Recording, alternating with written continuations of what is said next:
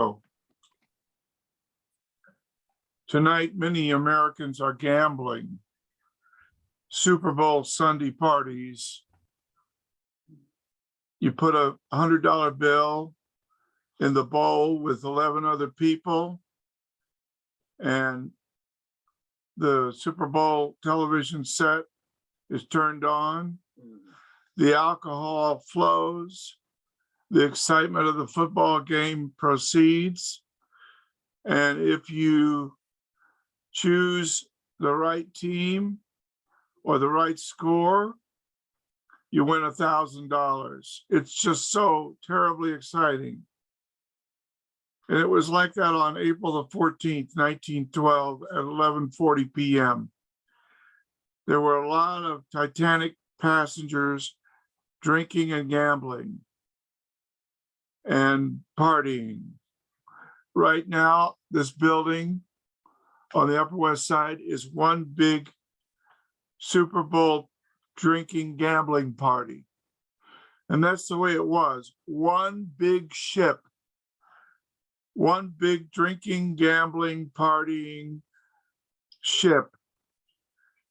A group of gamblers went on deck because they heard that the ship had struck an iceberg. But like everybody else on board, they went back to what they were doing,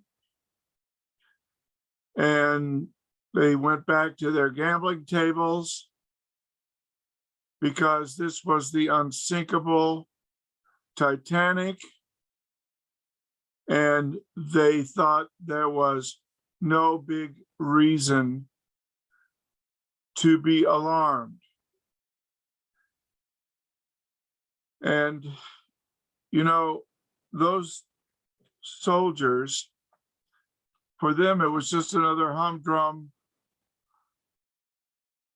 execution of criminals.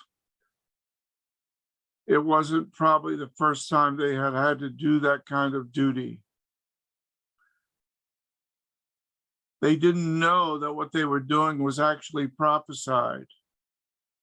They didn't understand that Psalm 22, especially verses 17 and 18, right after it says in the Dead Sea Scrolls, they pierced my hands and my feet, the very next verses have to do with distributing his garments and gambling for his main garment, the last possession that he had.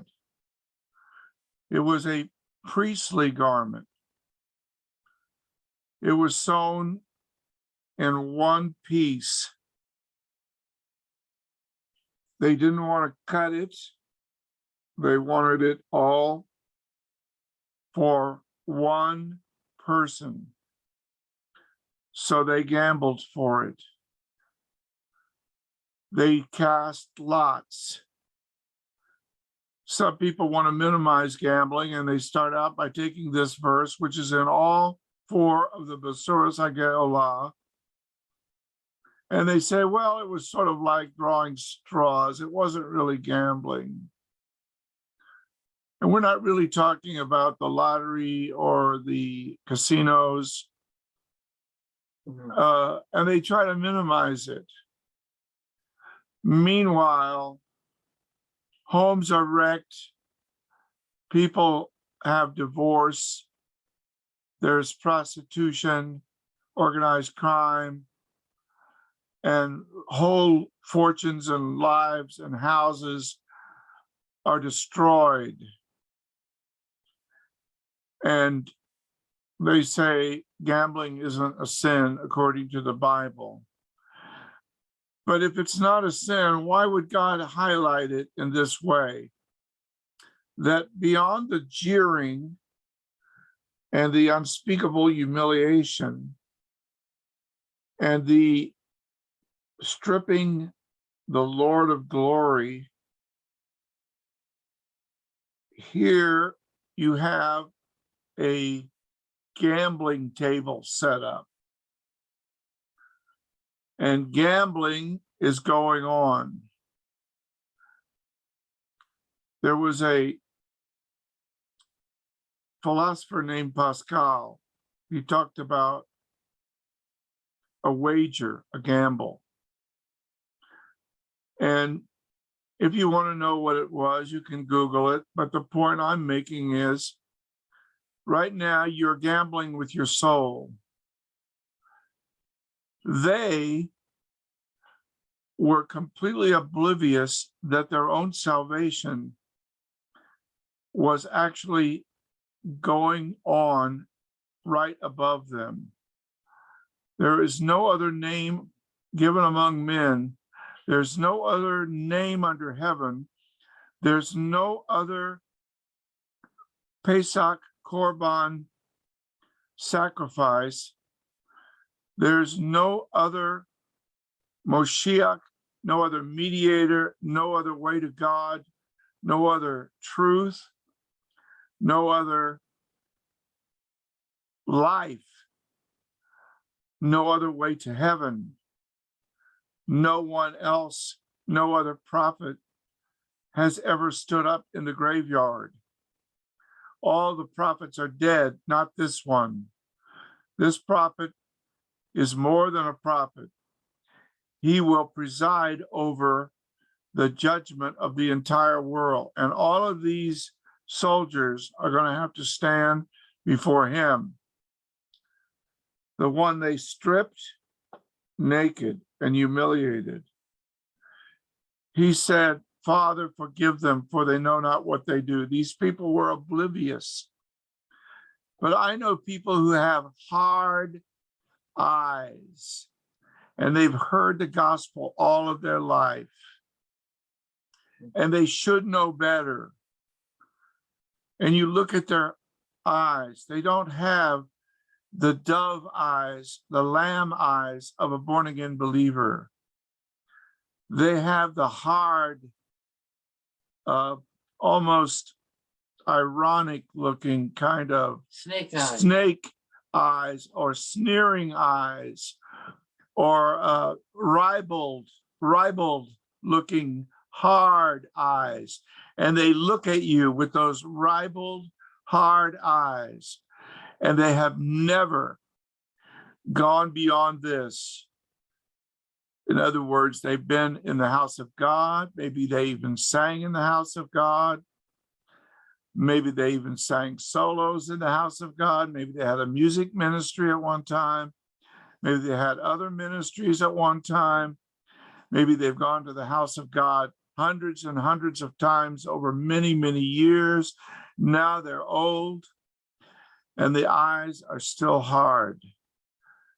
The eyes are looking at you with a hardness, like the eyes of these soldiers who were rolling the dice in the casino below Golgotha's tree.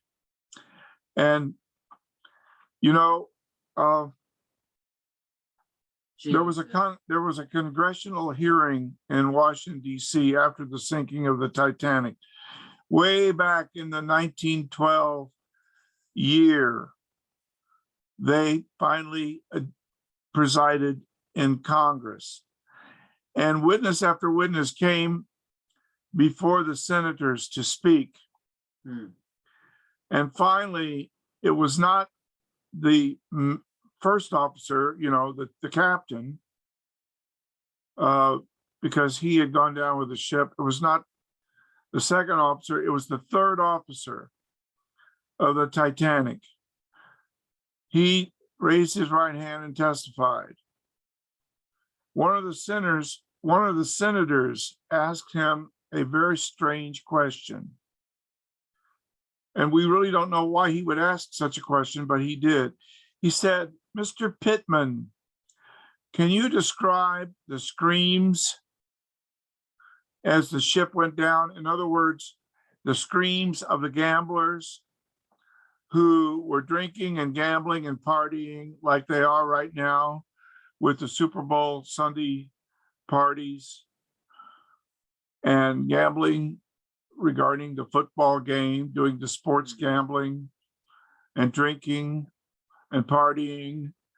And they went out and they saw, yes, you're right. We did feel it. And we did see that the ship has touched an iceberg, but there's no cause for alarm. Let's go back to our gambling table and not worry about it. And that's the way many people are doing now. But this senator asked a strange question. Mr. Pittman, you are the third officer of the Titanic. You were there. Can you describe the screams as the ship went down? Now, these are the gamblers who are now screaming. Pittman buried his head in his hands. Pittman began to sob. His weeping was uncontrollable. He wept for a long time. Finally, he recovered himself enough to speak to this Senate testimonial room. And he said this, quote, "Sir, you ask about the screams. The best answer I can give to your question is this. Sir, it was just one long, continuous moan. In other words, there was a moan that comes from hundreds and hundreds and hundreds of people, all moaning together. And that's the way it will be in hell. There will be wailing and gnashing of teeth." Matthew chapter 13, verse 42. Lord, I want to pray for these Sunday Super Bowl gamblers, oblivious, with hard snake eyes, looking at their football game,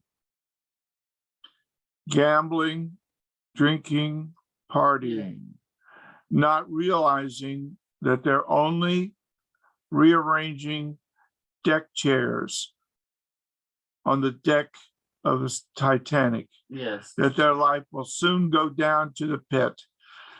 It will soon go down with the ship.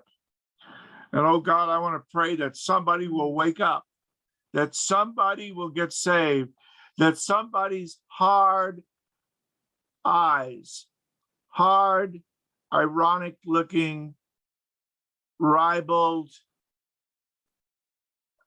eyes will become soft, like dove's eyes, like a lamb's eyes, with a new birth that radiates out through the eyes.